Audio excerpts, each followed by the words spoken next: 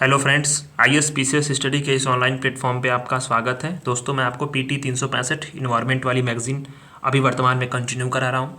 इसके पहले मैंने पॉलिटी एंड इकोनॉमिक्स को कंप्लीट कर दिया है, तो उसको आप लिस्ट बनी हुई आप जाकर देख सकते हैं। आज की क्लास में पढ़ने वाले हैं alternative fuels and energy resources. इसी पे सारे चीज़ें जो हैं वो डिपेंड रहेंगी।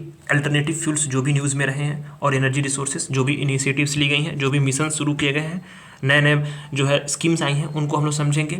और ये क्या है, अप्रैल से दिसंबर तक का कॉम्पाइलेशन है, तो इसमें बहुत सारे आर्टिकल्स हमें आज कवर करने हैं। तो पहला जो आपका टॉपिक है वो है माहिर mission, mission on the advance and high impact research. सुर्खियों में क्यों रहा? क्योंकि जो इलेक्ट्रिसिटी सेक्टर है ना, मतलब विद्युत का जो क्षेत्रक है, उनके लिए उनके सेक्टर में जो भी इमर्जिंग टेक्नोलॉजीज़ हैं, इमर्जिंग टेक्नोलॉजी जैसे कि जो प्रौद्योगिकियाँ नई नई टेक्नोलॉजीज उभर रही हैं, उनका लाभ उठाने के लिए एक मिशन शुरू किया गया। उसका नाम है माहिर, जिसको इंग्लिश में बोलेंगे MAHAIR, माहिर। ठीक है, इसका फुल फॉर्म हो गया mission on the advance and high impact research. ये मिशन को जो है किस किस लोगों ने शुरू किया, तो किन मंत्रालयों ने शुरू किया? ये मंत्रालय आपके बहुत जरूरी होते हैं, केंद्रीय विद्युत मंत्रालय और नवीन और नवीकरणीय ऊर्जा मंत्रालय, दोनों ने मिलकर शुरू किया है। गलत मत करना, माहिर मिशन को जो है केंद्रीय विद्युत मंत्रालय और नवीकरणीय ऊर्जा मंत्रालय दोनों ने मिलकर के शुरू किया। यह मिशन का उद्देश्य एकमात्र यह है कि जो भी एनर्जी सेक्टर है उसके क्षेत्र में जो भी नई नई टेक्नोलॉजीज आ रही हैं और जो भी भविष्य में चीज़ें, जो भी सेक्टर, जो भी टेक्नोलॉजी प्रासंगिक रहेंगी, उनकी पहचान करेगा और एक जो है इनोवेशन वाला जो है इन्वायरमेंट का क्रिएशन करना है, जैसे कि ताकि हम जो भी नई नई टेक्नोलॉजी है उसका हम लोग लाभ उठा सकें। फाइनेंस कैसे होगा? तो विद्युत मंत्रालय और नवीन और नवीकरणीय ऊर्जा मंत्रालय और इसके तहत जो भी PSUs आएंगे वो सभी लोग इसको फाइनेंस करेंगे, साथ साथ बजट में भी जो इसका फंड मिलता रहेगा। ठीक, अब इसकी बात है कि ये मिशन कितने अवधि के लिए शुरू किया गया है, तो 5 साल की अवधि के लिए तैयार की गई है। 2027-28 तक जो है ये चलेगा मिशन। अच्छा, इसमें जो रिसर्च है उसके लिए 8 सेक्टर जो है चिन्हित किए गए हैं। तो उन 8 सेक्टर में से अगर आप देखें तो सभी चीज़ें क्या हैं, जैसे भूतापी ऊर्जा हो, ठीक है, इलेक्ट्रिक वाहनों के लिए, बैटरी के लिए नैनो टेक्नोलॉजी हो, कार्बन कैप्चर हो, लिथियम आयन बैटरी के स्टोरेज के लिए विकल्प हो, खाना पकाने के तरीके के लिए जो भी इलेक्ट्रिक कुकर पैन वगैरह आते हैं, हाई एफिशिएंसी फ्यूल सेल हो, फिर CGRO टेक्नोलॉजी हो, जैसे कि इसमें कोल्ड रोल्ड ग्रेन टेक्नोलॉजी जो आती है, ठोस अवस्था वाला रेफ्रिजरेशन हो, इन सारे क्या है कि ये सेक्टर है, इनमें रिसर्च की जाएंगी। अब इस मिशन में हमें बस 2 चीज़ें और ध्यान देनी है कि जो इसकी संरचना होगी वो 2 स्तर पे होगी। अगर टेक्निकल स्कोपिंग कमेटी होगी जिसकी अध्यक्षता कौन करेगी, तो यह जो है केंद्रीय विद्युत प्राधिकरण की अध्यक्षता में गठित होगी, जो करेगी क्या कि जो भी टेक्निकल संभावित क्षेत्र होंगे उसकी पहचान करेगी, सिफारिश करेगी और उसकी निगरानी करेगी।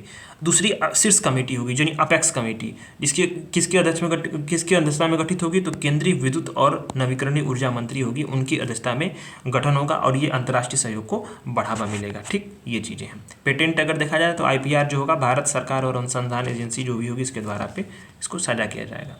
तो ये आर्टिकल आपका कंप्लीट होता है। दूसरा वाला आर्टिकल आता है US India renewable energy technology action platform, RETEP platform. तो जो USA है और भारत है उसके बीच में जो है आपका रणनीतिक स्वच्छ ऊर्जा भागीदारी, स्ट्रैटेजिक क्लीन एनर्जी पार्टनरशिप, ये इसके तहत जो है US इंडिया RETEP की शुरुआत की गई है।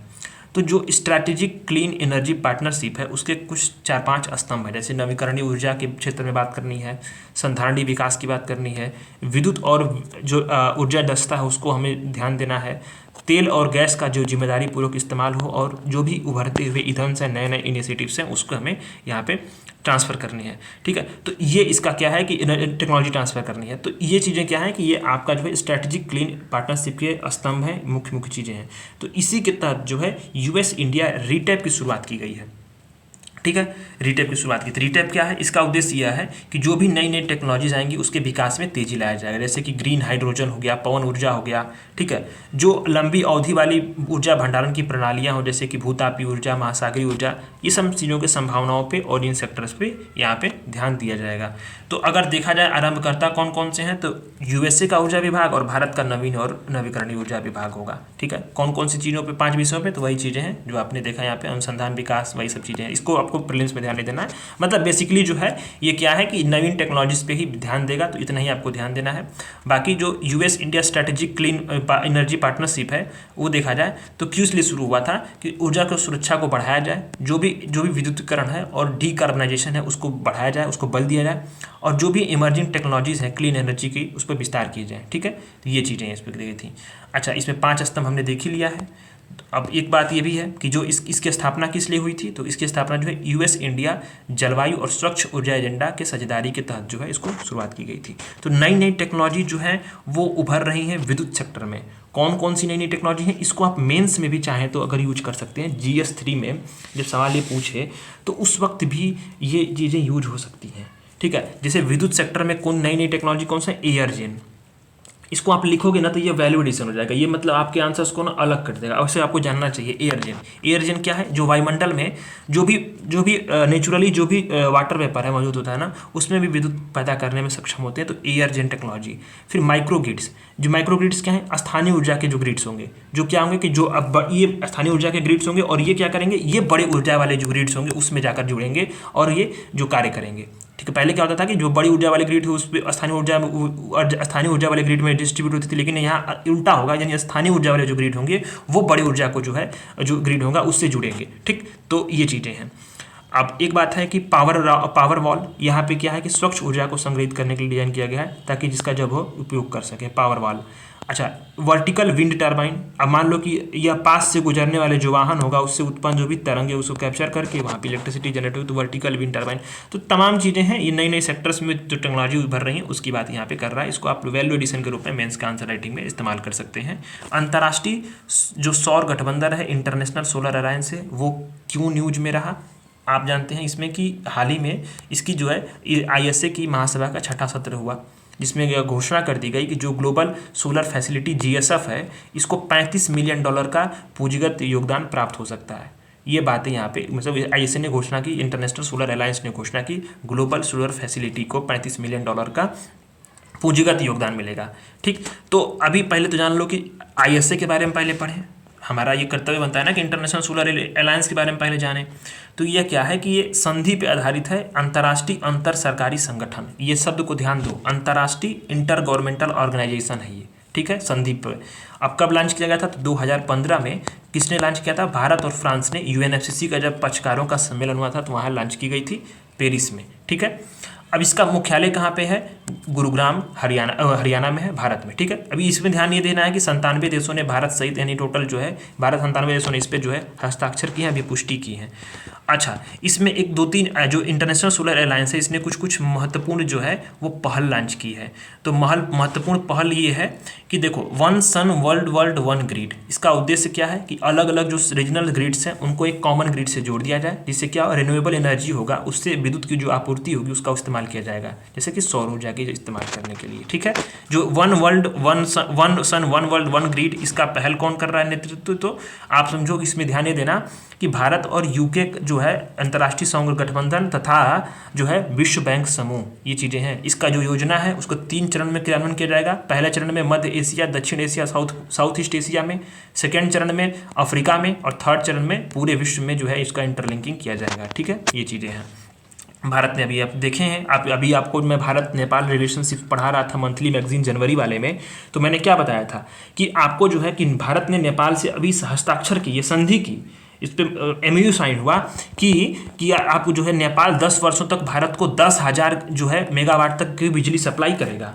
मतलब जो बायलैटरल रिलेशंस हैं उसमें भारत जो है पड़ोसी प्रथम की जो नीति अपनाता है, नेबरहुड फर्स्ट पॉलिसी अपनाता है, उसमें भारत ने क्या किया कि नेपाल, अभी क्या है कि भारत का जो व्यापार, नेपाल क्या है, नेपाल भारत के साथ अगर कोई भी एक्सपोर्ट इंपोर्ट करेगा तो उसको घाटा ही होगा। लेकिन भारत ने क्या किया कि आप जब संबंध दोनों तरफ से तक कब मौजूद होंगे, जब दोनों तरफ से क्या हो कि उसको भी हाँ लगे कि नेक्स्ट सामने वाले को भी कि हमारे साथ जो इनको संबंध रखने में फायदा है। तो इसी पहल के तहत जो है क्या किया भारत ने, नेबरहुड फर्स्ट पॉलिसी के तहत और उनके तहत जो है ये सीमा पार विद्युत इंटरकनेक्शन के लिए कि भारत ने नेपाल से जो है एक संधि की, ये MOU साइन किया कि 10,000 मेगावाट की बिजली आप हमको 10 सालों तक दो, क्योंकि वह भारत में नेपाल में क्या है हाइड्रो इलेक्ट्रिसिटी की अपार संभावनाएं मौजूद है। नेपाल को भारत ने ये भी ऑफर कर दिया कि बांग्लादेश को जो है आप बिजली बेचो, हम रास्ते दे देंगे, बिहार के रास्ते, पश्चिम बंगाल के रास्ते में आपको बिल्कुल सुविधाएं देंगे। तो ये चीज़ें हैं। अच्छा, भुगतान से भी आयात किया जा रहा है, ये सारी चीज़ें हैं। अभी आप देखो कि बिम्स्टेक ग्रिड इंटरकनेक्शन पे भी हस्ताक्षर हुए थे। अभी दूसरी पहल जो है इंटरनेशनल सोलर अलायंस में स्टार सी पहल शुरू की गई है। स्टार सी पहल, इसको किसके द्वारा शुरू किया गया? तो यूएन का औद्योगिक विकास संगठन है, उसके साथ साझेदारी में इंटरनेशनल सोलर अलायंस संचालित करता है, जो करता क्या है, जो सौर के ऊर्जा उत्पाद होंगे, सेवाएं होंगी, उनके लिए इंपॉर्टेंट इंफ्रास्ट्रक्चर का निर्माण के लिए जो है एक नेटवर्क तैयार करता है। ये चीज़ें यहाँ पे अब इंटरनेशनल सोलर अलायंस आपने जान लिया।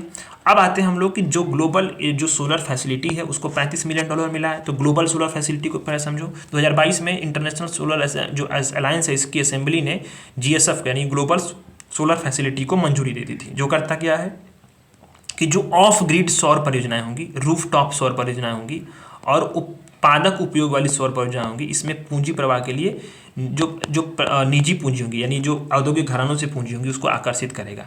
भुगतान गारंटी निधि करेगा, बीमा निधि जो भी परियोजना संबंधी होंगी और तकनीकी सहायता के लिए निवेश निधि, इन सारी चीज़ों का ये जो है उपलब्धता कराएगा।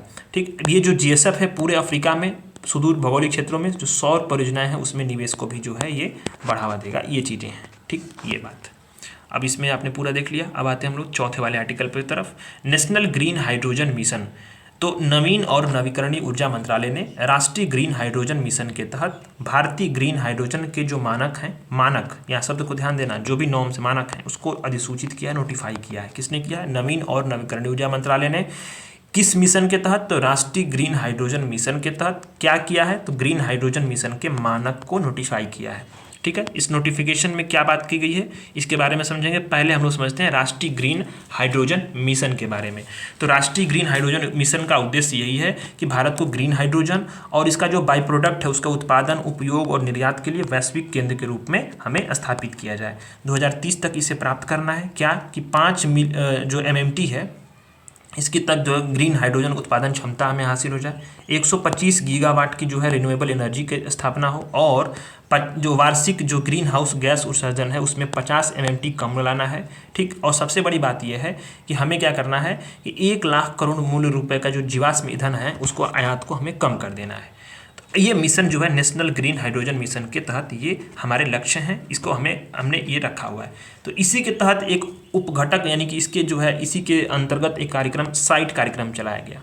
साइट कार्यक्रम किस लिए? तो वित्तीय प्रोत्साहन के लिए जो ग्रीन हाइड्रोजन जो संक्रमण है उसके लिए रणनीतिक हस्तक्षेप कार्यक्रम। 2 अलग अलग इसके लिए वित्तीय प्रोत्साहन तंत्र हैं। घटक 1 यानी कि जो इलेक्ट्रोलाइजर है उसका घरेलू विनिर्माण को बढ़ाया जाए और एक घटक 2 में ग्रीन हाइड्रोजन का उत्पादन बढ़ाया जाए। ठीक, ये बातें हैं। अब आता है कि इसमें कि अब ये चीज़ें और भी हैं इसके उपघटक में कि जो अभी क्या किया गया कि अनुसंधान और विकास रणनीतिक हाइड्रोजन नवाचार भागीदारी कार्यक्रम के लिए PPP फ्रेमवर्क तैयार किया गया। और सबसे बड़ी बात है इसी के उपघटक के रूप में भारत जो है उर्वरक, तेल, इस्पात जैसे उद्योगों को कार्बन मुक्त बनाने के लिए ग्रीन हाइड्रोजन को प्राथमिकता दे रहा है। ईंधन के रूप में अगर हाइड्रोजन के बारे में अगर हम लोग देखें तो ईंधन के रूप में अगर देखें तो ये क्या है हाइड्रोजन कि हाइड्रोजन एक स्वच्छ ईंधन है, सबसे साफ ईंधन है जिसमें जो बाई प्रोडक्ट्स अगर कोई निकलेगा तो केवल पानी निकलेगा। ठीक है, तो ये क्या है एक स्वच्छ ईंधन हो जाता है। इलेक्ट्रोलाइजर की मदद से इसको तैयार करते हैं। इलेक्ट्रोलाइसिसिंग जो होता है, इलेक्ट्रोलाइसिस होता है ना जिसमें ऑक्सीजन और हाइड्रोजन को अलग अलग करके जो है नवीकरणीय ऊर्जा को उपयोग किया जाएगा, उसी तरह की ये प्रक्रिया होती है। ठीक है, इलेक्ट्रोलाइसिस की प्रक्रिया आपने पढ़ा होगा, इलेक्ट्रोलाइसिस की प्रक्रिया 9th क्लास में NCERT में। तो इलेक्ट्रोलाइसिस की प्रक्रिया से इसका इस्तेमाल होता है। और भारत में जो शुद्ध हाइड्रोजन है उसका 99% खपत 2 क्षेत्र में होता है, जैसे एक रिफाइनरी में और दूसरा आपका जो होगा फर्टिलाइजर में। ठीक है, जिसके अमोनिया उत्पादन में होता है। ये चीज़ें हैं। इसे एनर्जी कैरियर के रूप में भी इस्तेमाल करते हैं। अलग अलग स्रोत से जो भी हाइड्रोजन उत्पादित होगा उसके लिए अलग अलग रंग बनाए गए हैं। जैसे आपने पढ़ा होगा white hydrogen, pink hydrogen, black hydrogen, उसको हम समझेंगे अभी। तो जैसे जैसे सोर्स होगा ना, सोर्स के हिसाब से इसके कलर को डिफाइन कर दिया गया है। इससे लाभ ये है कि कोई हानिकारक गैस का उत्सर्जन नहीं होगा, ऊर्जा की बचत भी होती है। हानि यही है कि बहुत भंडारित करना जटिल है, ज्वलनशील भी होता है, उत्पादन की लागत भी काफ़ी अधिक होती है। तो ये हमने पढ़ लिया नेशनल ग्रीन जो हाइड्रोजन मिशन और हाइड्रोजन के बारे में। अब हम चाहते हैं कि जो नोटिफिकेशन जारी की गई है वो क्या है। तो नोटिफिकेशन में क्या किया गया है कि जो उत्सर्जन होगी उसकी एक मैक्सिमम सीमा को रेखांकित कर दिया गया है। मतलब इस सीमा से जो है कम उत्सर्जन करके हाइड्रोजन को ग्रीन हाइड्रोजन के रूप में उसको वर्गीकृत कर सकते हैं। ठीक है, ये बातें हैं। परिभाषा इसमें बताई गई है कि ग्रीन हाइड्रोजन का जो उत्पादन होगा नवीकरणीय ऊर्जा का उपयोग करके लिया जाएगा, जिसमें इलेक्ट्रोलाइसिस या बायोमास कन्वर्जन से उत्पादन होगा। ठीक, उत्सर्जन की सीमा यह होगी कि वेल टू गेट उत्सर्जन प्रति किग्रा जो हाइड्रोजन होगा उसके लिए 2 किलोग्राम CO2 से अधिक नहीं होना चाहिए। नोडल प्राधिकरण कौन करेगा? तो ऊर्जा दक्षता ब्यूरो, एनर्जी एफिशिएंसी ब्यूरो। ठीक है, एनर्जी एफिशिएंसी ब्यूरो ये क्या करेगा? इसका जो है इसका क्या निगरानी करेगा और प्रमाणन के लिए जो है मान्यता भी देगा एजेंसियों को। ठीक है, ये चीज़ें हैं। अब आता है ना कि ये बहुत इंपॉर्टेंट है, ये समझो, ये वाला जो चार्ट है ना, ये इसने विजन एस ने बहुत बेहतरीन कंटेंट यहाँ पे दिया है कि जो हाइड्रोजन कलर स्पेक्ट्रम है, यानी कि जिस सोर्स से हाइड्रोजन प्राप्त होगा उसी के हिसाब से उसका जो है नाम रख दिया। जैसे जल से जो हाइड्रोजन प्राप्त होगा इलेक्ट्रोलाइसिस के माध्यम से, तो इसको बोला जाएगा ग्रीन हाइड्रोजन। ठीक है, जो प्राकृतिक गैस से होगा, इसमें 3 प्रकार के जो है प्रोसेस हो सकते हैं। एक पायरोलिसिस प्रोसेस होगा, इसमें फिरोजा हाइड्रोजन निकलेगा। स्टीम रिफॉर्मेशन से जब प्राकृतिक गैस से निकलेगा तो उसे ग्रे हाइड्रोजन बोलेंगे। और steam reformation plus carbon capture store होगा तो वहाँ पर ब्लू हाइड्रोजन होगा। अगर ब्राउन कोल है ब्राउन कोल, ठीक है, भूरा कोयला, उसमें गैसिफिकेशन से हाइड्रोजन आता है तो उसे ब्राउन हाइड्रोजन बोलेंगे। ब्लैक कोल से गैसिफिकेशन से अगर हाइड्रोजन आएगा तो उसे ब्लैक हाइड्रोजन बोलेंगे। न्यूक्लियर का जो है इलेक्ट्रोलाइसिस करेंगे, न्यूक्लियर इलेक्ट्रोलाइसिस से, तो वहाँ कौन सा हाइड्रोजन प्राप्त होगा, तो पिंक हाइड्रोजन प्राप्त होगा। और धरातल में जो नीचे रूप से उपलब्ध है वहाँ से व्हाइट जो है हाइड्रोजन प्राप्त होगा। व्हाइट हाइड्रोजन न्यूज में था, मंथली मैगजीन में आपको मैं पढ़ाया भी था। यूरोप के किस कंट्री में वहाँ पे व्हाइट हाइड्रोजन के स्रोत पाए गए थे, कमेंट करिए, क्योंकि मंथली मैगजीन में मैंने इसको पढ़ाया है, मुझे याद है। ठीक है, अब आता है हम लोग इसी के अंतर्गत एक green hydrogen fuel cell. Green hydrogen fuel cell ये न्यूज में रहा क्योंकि जो इंडियन ऑयल कॉरपोरेशन है उसने भारत की पहली हाइड्रोजन फ्यूल सेल बस आधारित सेवा जो है इसने शुरू कर दी। किसने शुरू की है? इंडियन ऑयल कॉरपोरेशन ने शुरू की है भारत की पहली ग्रीन हाइड्रोजन फ्यूल सेल वाली ये बस आधारित सेवा है। अब ये सेल क्या आता है, इसमें जो है विद्युत रासायनिक जो है ऊर्जा ट्रांसफर होता है, उपकरण होता है। जो हाइड्रोजन फ्यूल सेल होता है एक प्रकार से समझो तो इलेक्ट्रोकेमिकल एनर्जी ट्रांसफर का एक जो है एक डिवाइस होता है, जिसमें होगा क्या कि जो हाइड्रोजन और हवा का उपयोग करके बिजली, उष्मा और जल, या जल मतलब कि ये तो उसका बाई प्रोडक्ट हो गया जल, बिजली और उष्मा जो है यहाँ पे उत्पन्न होती हैं। अब ये बातें हैं कि यह जो है ई मोबिलिटी विकास का एक महत्वपूर्ण घटक हो चुका है, क्योंकि क्या है कि जिस तरह से स्वच्छ ऊर्जा को प्रमोट किया जा रहा है उसमें मोबिलिटी सेक्टर में भी जो है ये स्वच्छ ऊर्जा का लाना एक कहीं कहीं जो है ई मोबिलिटी के जो है एक इंपॉर्टेंट कंपोनेंट के रूप में ये उभर कर सामने आया। जिसमें अगर कार्यप्रणाली को अगर देखा जाए तो आप जानते होंगे इलेक्ट्रोड और कैथोड होते हैं सेल में, इसमें क्या होंगे जहाँ पे रिएक्शंस होंगे। ठीक है, अब इसमें एक क्या इलेक्ट्रोलाइट एक और एक उत्प्रेरक यानी कैटलिस्ट भी होता है। जो कैटलिस्ट क्या करते हैं, जो रिएक्शंस को तेजी से जो है उसको रिएक्ट करने में मदद करते हैं, यानी उसके जो है रिएक्शंस को पूरा करने में मदद करते हैं। ठीक, ये चीज़ें हैं। अब आप इसमें लाभ क्या होगा पहले चीज़ वो समझो। अब कैसे काम होगा, जैसे कि एनोड में पहुंचेगा हाइड्रोजन सेल में पहुंचने के बाद तो जो भी चार्ज प्रोटॉन होंगे इलेक्ट्रॉन होंगे उसमें विभाजित हो जाएगा। तो फिर जो रेड जो मतलब कि इलेक्ट्रॉन नेगेटिव चार्ज होते हैं तो सर्किट की ओर जाएगा, जिससे क्या होगा इलेक्ट्रिसिटी पैदा होगी और मोटर को ऊर्जा प्रदान करेगा, आगे बढ़ जाएगा। अब इसी समय जो है कैथोड पे क्या होगा, माइनस इलेक्ट्रॉन्स और धन प्रोटॉन्स मिलकर ऑक्सीजन के साथ जो है ये जल और उष्मा का निर्धारण कर देंगे। तो ये चीज़ें हैं, उसको छोड़ो कार्यप्रणाली को, पहले ही समझो लाभ क्या हो सकते हैं। लाभ ये हो सकता है कि जैसे कि इसमें लाभ तो प्रीलिम्स में पूछेगा नहीं, लेकिन जानना ये है कि हाइड्रोजन की उच्च दक्षता और जो हाई एनर्जी जो डेंसिटी है उसकी लागत में कमी आएगी, ईंधन भरने में कम समय लगेगा, डीकार्बनाइजेशन के जो है लक्ष्य को पूरा किया जा सकेगा। चिंताएं भी बहुत सारी हैं, जो बेसिक इंफ्रास्ट्रक्चर का अभाव है, अधिक ज्वलनशील है और उत्पादन की लागत भी काफ़ी अधिक है, जल का प्रबंधन, तकनीकी चुनौतियां भी आदि विद्यमान है। तो ये सारी चीज़ें हैं यहाँ पे। अब आता है कि अदर जो हाइड्रोजन फ्यूल्स को बढ़ावा देने के लिए कौन कौन सी नई नई इनिशिएटिव्स भारत सरकार ने या भारत में लाई गई हैं। तो अभी हम लोग इसमें से 3-4 जो है इस इनिशिएटिव्स को देखेंगे, ये बहुत आपके इंपॉर्टेंट्स हैं। जैसे कि R&D road map for the green hydrogen ecosystem in India, research and development का जो रोड मैप तैयार किया गया है भारत में ग्रीन हाइड्रोजन इकोसिस्टम को तैयार करने के लिए, उस पर बात कर रही है। तो किसने शुरू किया है, तो नवीन और नवीकरणीय ऊर्जा मंत्रालय ने शुरू किया है। उद्देश्य यही है कि जो ग्रीन हाइड्रोजन है उसका भंडारण और परिवहन से जो भी चुनौतियां आती हैं तथा उसके जो लागत जो आता है ना, लागत प्रभावशीलता, इन सारी मुद्दों का समाधान कर देना है। रिसर्च एंड डेवलपमेंट के लिए 3 जो है दृष्टिकोण इसमें बनाए गए हैं। एक ब्लू स्काई प्रोजेक्ट है, दूसरा जो है इलेक्ट्रोलाइजर के लिए मिशन मोड दृष्टिकोण है और स्टार्टअप्स के लिए ग्रैंड चैलेंज है। 3 जो है ये बातें ब्लू स्काई प्रोजेक्ट में इसके अंतर्गत क्या है कि जो भी इंटेलेक्चुअल प्रॉपर्टीज़ होंगी आईपी उसके लिए जो है दीर्घकालीन रणनीति बनाई जाएगी। तो आप इसमें क्या याद रखना है इसमें प्रीलिम्स के लिए कि जो research and development road map for the green hydrogen ecosystem in India है, किसने आरंभ किया, उसका उद्देश्य क्या है। बस हाइड्रोजन फॉर द हेरिटेज योजना, ये भारत ने जो है हाइड्रोजन फॉर द हेरिटेज योजना के क्रियान्वयन के लिए हाइड्रोजन ट्रेनों का निर्माण करने के लिए वैश्विक कंपनियों को आमंत्रित किया है, प्रस्ताव बनाया है ऐसे में। और इसके हाइड्रोजन फॉर द हेरिटेज योजना की घोषणा कब की गई थी, 2023-24 में की गई थी, जिसमें भारतीय रेलवे जो है 35 हाइड्रोजन ट्रेन बनाने का लक्ष्य निर्धारित किया था। अभी हाल ही में जो है अभी आप समझो कि diesel electric multiple unit demo जो ट्रेन होती है उसमें भी हाइड्रोजन फ्यूल का भी जो है रेट्रोफिटमेंट करेगी सेल का। तो जो डेमो ट्रेन आपके यहाँ चलती होगी ना, मेमो ट्रेन और डेमो ट्रेन, तो डीजल इलेक्ट्रिक मल्टीपल यूनिट वाली जो ट्रेन होती है उसका फुल फॉर्म ये होता है डेमो ट्रेन का। तो उसमें हाइड्रोजन फ्यूल सेल का जो है ये फिटमेंट करेगी। हाइड्रोजन फॉर द हेरिटेज योजना के तहत 2023 के 24 के बजट में इसको पेश किया गया था। Production of the green ammonia and green hydrogen, तो ये बड़ा इंपॉर्टेंट है, बड़ा इंपॉर्टेंट है सब चीज़ें, ये सब समझो कि नवीन और नवीकरणीय ऊर्जा मंत्रालय ने strategic intervention for the green hydrogen transition site कार्यक्रम है, उसका दूसरा घटक के तहत दो मोड ए 2A ग्रीन हाइड्रोजन और मोड 2B ग्रीन अमोनिया और ग्रीन हाइड्रोजन इसको अधिसूचित किया है। ठीक है, यानी कि production of the green ammonia and green hydrogen, इसका इस्तेमाल, इसका उद्देश्य यही है कि ग्रीन हाइड्रोजन और ग्रीन अमोनिया का उत्पादन को बढ़ाया जाए, दोनों के उत्पादों को किफ़ायती बनाया जाए और बड़े पैमाने पर उपयोग को बढ़ावा दिया जाए। लागू करने वाली एजेंसी कौन होगी? तो लागू करने वाली एजेंसी होगी, तो आप समझो जो मोड 2A है यानी कि ग्रीन अमोनिया के लिए, तो ग्रीन अमोनिया के लिए जो आपका लागू करने वाली जो एजेंसी होगी वो होगी आपका कि मिनिस्ट्री ऑफ रिन्यूएबल एनर्जी के तहत solar energy corporation of India. और ग्रीन हाइड्रोजन के तहत कौन होगा? तो प्राकृतिक और पेट्रोलियम गैस मंत्रालय द्वारा तेल और गैस कंपनियां, centre for the high technology. अब आते हैं हम लोग ग्रीन अमोनिया के बारे में। ग्रीन अमोनिया जो है न्यूज में रहा है, तो ग्रीन अमोनिया को थोड़ा जानना जरूरी होता है। तो ग्रीन अमोनिया का अगर देखा जाए तो उत्पादन होता है 100% नवीकरणीय और कार्बन मुक्त स्रोत का उपयोग करके, जैसे कि ब्लू, अब ये होता है ग्रीन अमोनिया का। ठीक है, मतलब इसका उत्पादन ही होगा, क्या होगा, वो आपका एकदम नवीकरणीय होगा और बिल्कुल आपको कार्बन एमिशन नहीं होना चाहिए, जिस तरह से उसका स्रोत जो इस तरह से उसका उपयोग करके बनाया जाएगा।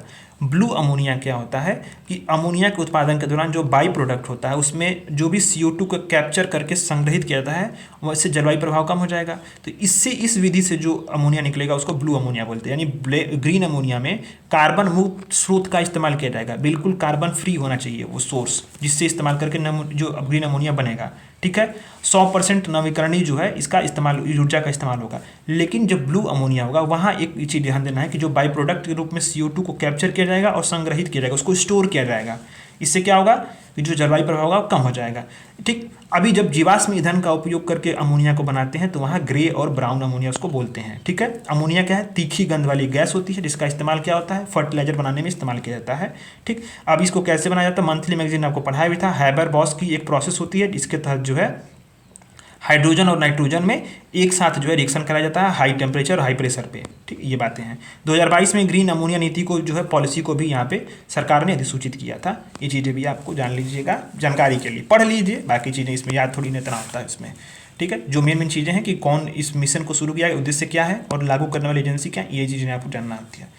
अब आता है हम लोग का नेक्स्ट आर्टिकल, इथेनॉल मिश्रण। चीनी मिलें जो हैं वो 12% इथेनॉल मिश्रण के लिए जो इथेनॉल ब्लेंडिंग है उसकी लक्ष्य की प्राप्ति की दिशा में हम अग्रसर हो चुकी हैं चीनी मिलें। तो इथेनॉल मिश्रण न्यूज में रहा है, तो इथेनॉल ब्लेंडिंग, तो उसके बारे में समझेंगे और ये इसकी भारत की भी वर्तमान स्थिति क्या है उसको समझेंगे। तो इथेनॉल मिश्रण आप समझो, पहले इसके बारे में जानने से पहले इथेनॉल को समझ लो। इथेनॉल जो होता है वो कृषि उत्पादों से प्राप्त किया जाता है, जिसमें गैसोलीन के साथ इसको मिश्रण किया जाता है, मिक्सिंग की जाती है। ठीक है, इथेनॉल उत्पादन के लिए जो कच्चा माल होगा उसमें गन्ने का उपयोग होता है, मक्का होता है, और FCI के पास जो सरप्लस चावल होते हैं, फूड कॉर्पोरेशन इंडिया के पास, ठीक है, उसके पास जो सरप्लस चावल होंगे वो उसका इस्तेमाल किया जाएगा, उसकी भी अनुमति दे दी गई है। तो इसी का इस्तेमाल करके, कृषि उत्पादों का इस्तेमाल करके जो है गैसोलीन के साथ मिश्रण करके इसका इथेनॉल का उत्पादन होता है। अब इथेनॉल ब्लेंडिंग का तात्पर्य यही है कि जो भी मोटर ईंधन है उसमें इथेनॉल को जो है एथिल अल्कोहल को मिलाया जाए। अब इसमें एथिल अल्कोहल क्या होता है? 99% तक एकदम प्योर जो है शुद्ध होता है। ठीक है, इससे क्या होगा, जो आपका उत्सर्जन होगा वो कहीं ना कहीं कम होगा, वो एक बायोफ्यूल के रूप में कार्य करता है। तो सरकार जो है इथेनॉल सम्मिश्रण पेट्रोल कार्यक्रम का कार्यान्वयन कर रही है। इसके तहत करती क्या है कि जो ओपन मार्केट जो है, ओपन मार्केट नहीं, ऑयल मार्केट जो कंपनियां होती हैं वो क्या करती हैं, ऑयल मार्केट कंपनियां इथेनॉल जो मिश्रण होता है पेट्रोल उसका विक्रय करती हैं। ठीक है, तो इथेनॉल मिश्रण का जो ईंधन का लाभ ये है कि ग्रीन हाउस उत्सर्जन को कम करेगा, एयर क्वालिटी में सुधार करेगा, और अगर देखा जाए तो अगर गैसोलीन की तुलना में इसकी जो ऑक्टेन संख्या होती है वो अधिक भी होती है। हानि यही है कि मतलब ऊर्जा दक्षता कम हो जाती है, प्रति वॉल्यूम ऊर्जा कम उत्पन्न करता है, ये चीज़ें हैं। तो जैविक ईंधन बायोफ्यूल के बारे में जानते हैं, तो इसमें आप समझो कि ये क्या है, ये अभी इसमें जो बायोफ्यूल्स है इसमें देखो प्रथम पीढ़ी के जो जैव ईंधन है इसमें क्या है कि खाद्य संबंधित स्रोतों से निर्मित थे। द्वितीय पीढ़ी में गैर खाद्य स्रोतों से, जैसे कि कृषि अपशिष्ट हो गया, बायोपास हो गया, अपशिष्ट हो गया, इससे जो है जेंट्रोफा हो गया, ठीक है, पोंगामिया हो गया, ये सब चीज़ों से क्या आते हैं कि बायोफ्यूल्स बनाए जाते हैं। तृतीय पीढ़ी के जो जैव ईंधन है इसमें अलगल जैव ईंधन के रूप में जानते हैं, जैसे शैवाल वगैरह से भी इसको निर्मित करते हैं। और चतुर्थ पीढ़ी के जो जैव ईंधन है इसमें जो है बायो इंजीनियरिंग, सूक्ष्मजीव और अनुवांशिक रूप से जो इंजीनियर्ड फीड स्टॉक है इसका इस्तेमाल यहाँ पे किया जाता है। भारत की स्थिति यह है कि पेट्रोल में 10% एथेनॉल का जो मिश्रण का लक्ष्य है वो 2022 जून में प्राप्त कर लिया गया था। इसी को देखते हुए पेट्रोल में 20% एथेनॉल के लक्ष्य को जो है 2030 का जो पाने का जो अवधि था उसको हम लोग 2025 कर चुके, यानी कि हम लोग काफ़ी तेज़ी से जो है पूरे पेट्रोल में एथेनॉल मिश्रण के लक्ष्य को तेजी से प्राप्त कर रहे हैं। प्रधानमंत्री ने जो है लक्ष्य प्राप्ति से 2 साल पहले ही जो इथेनॉल 20 ईंधन पहल इसको लॉन्च किया है, यानी 20% इथेनॉल और 80% पेट्रोल को इसमें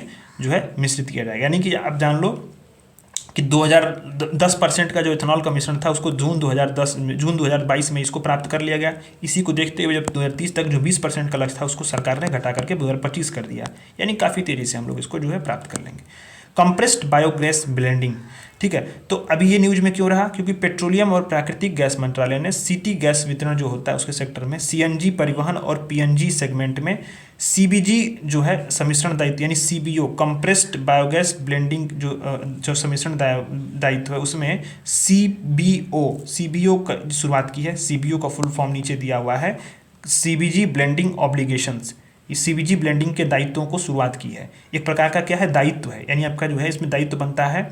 इसके तहत क्या होगा कि जो आपका पारंपरिक ईंधन होगा और सीबीजी कंप्रेस्ड बायोगैस होंगे, इनके जैसे जो वैकल्पिक ईंधन होंगे उसको अलग अलग परसेंटेज में इसको मिक्स किया जाएगा। इससे क्या होगा, इससे यह होगा कि जो पेट्रोलियम का उपयोग है धीरे धीरे कम हो जाएगा। कंप्रेस्ड बायोगैस जो मैंने सीएनजी पीएनजी वगैरह को जो है इसमें क्या किया जाएगा, कंप्रेस्ड बायोगैस को इसमें मिश्रण करके अलग अलग तरीके से इसको जो है पेट्रोलियम के जो है उसका उपयोग को धीरे धीरे कम करना है। तो कम इसमें आप पहले सीबीजी के बारे में जान लो, सीबीजी के बारे में जानना बहुत जरूरी है। या सीबीजी कंप्रेस्ड बायोगैस क्या होती है, मीथेन CO2 और अल्प मात्रा में जो होता है अन्य गैसों का मिश्रण होती है बायोगैस, ठीक है। बायोगैस क्या होती है, मीथेन CO2 और अल्प मात्रा में, छोटी मात्रा में अन्य गैसों का मिश्रण होती है। इसका उत्पादन जो होता है वो इन एरोबिक डिकम्पोजिशन, बायोमास का जो है इन एरोबिक डिकम्पोजिशन इसके थ्रू होता है। बायोमास में क्या होता है, कृषि अपशिष्ट, नगरपालिका ठोस अपशिष्ट और गन्ना, ये सब चीज़ें इसमें शामिल होती हैं। जो सीबीजी होगा वो बायोगैस का शुद्धिकरण और संपीड़न के बाद प्राप्त होगा, जिसमें मीथेन की संख्या बहुत अधिक होती है, कैलोरी मान हाई होता है। सीबीजी के अन्य घटकों में कार्बन डाइऑक्साइड होते हैं, हाइड्रोजन सल्फाइड होते हैं, नाइट्रोजन वगैरह भी इसमें पाए जाते हैं।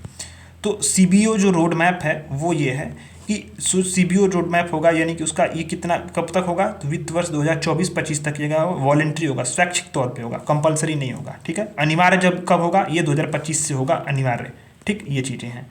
अच्छा, सेंट्रल रिपोजिटरी बॉडी जो होगी इसके मानकों की निगरानी करेगी, लागू करेगी। और 2028-29 तक जो भी सीबीओ का लक्ष्य क्या है, 5% हमें जो है इसको प्राप्त कर लेना है, 5% का लक्ष्य जो इसमें रखा गया है। इसका सीबीजी का महत्व यह है कि इसको आप मेंस में लिख सकते हो। सीबीजी का कंप्रेस्ड बायोगैस का महत्व, इसे कच्चे तेल के आत्मनिर्भरता में कमी आएगी, एनर्जी बास्केट में इसका डाइवर्सिफाई हो जाएगा, ईंधन और स्वच्छ किफायती ईंधन की उपलब्धता होगी, पंचामृत लक्ष्य प्राप्त करने में सहायक होगी, उद्यमशीलता और ग्रामीण अर्थव्यवस्था को बढ़ावा मिलेगा। ये सारी चीज़ें यहाँ पे हैं। अब आता है किफ़ायती परिवहन के लिए संधारणीय विकल्प, यानी कि sustainable alternative toward the affordable transportation सतत, ठीक। तो पेट्रोलियम और प्राकृतिक गैस संबंधी जो संसदीय स्थायी समिति है इसने पिछले साल सीबीजी सतत के तहत कार्यान्वयन की समीक्षा के लिए एक रिपोर्ट दी है, जिसमें कि इसके बताया गया, इस समिति ने अपनी रिपोर्ट में सिफारिशों पे जो है सरकार के कदमों पे एक रिपोर्ट प्रस्तुत की। तो जो संसदीय स्थायी समिति है पेट्रोलियम गैस संबंधी, उसने जो है सीबीजी यानी कंप्रेस्ड बायोगैस जो है सतत के कार्यान्वयन की समीक्षा पे रिपोर्ट दी है, ठीक है, ये बात है।